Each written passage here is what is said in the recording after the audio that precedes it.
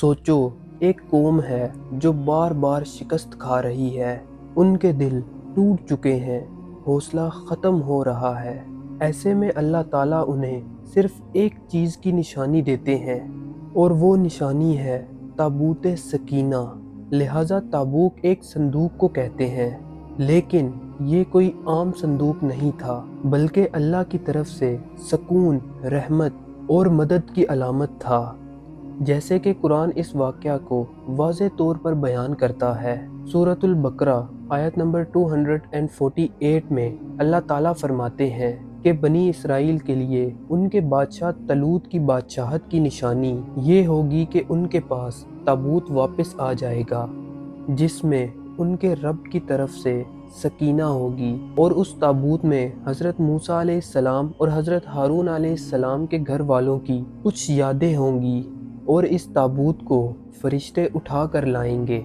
लिहाजा ये बात यहाँ समझना बहुत ज़्यादा ज़रूरी है कि सकीना का मतलब सिर्फ सुकून नहीं, बल्कि वो इत्मीनान, वो तसल्ली और वो रूहानी ताकत है जो अल्लाह ताला अपने ख़ास बंदों के दिलों में उतारते हैं। चुनाचे अब सवाल ये है कि ताबूत सकीना के अंदर क्या था, और सही रिवायत के हवाले से इस ताबूत में हज़रत मूसा अलैहिस्सलाम का असा मुबारक, तौरात के कुछ नुस्खे और हज़रत हारून अलैहिस्सलाम से मंसूब लिबास या निशानियाँ मौजूद थी।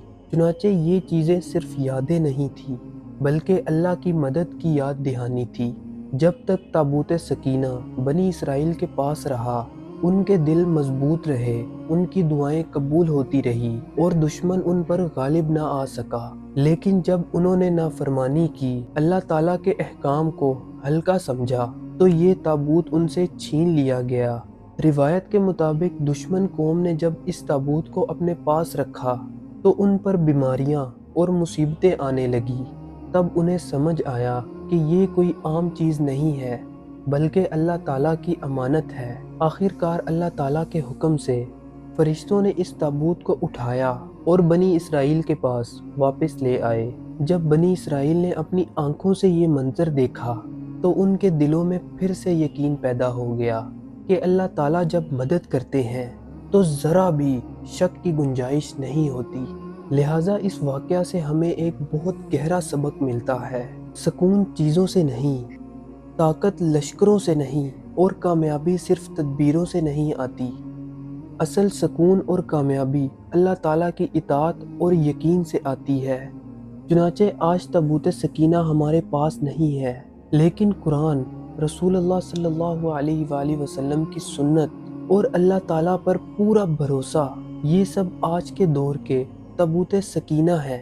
अगर हम चाहते हैं कि हमारे दिल भी सुकून पाएं, तो हमें भी अपनी ज़िंदगी में अल्लाह ताला की इताअत को वापस लाना होगा।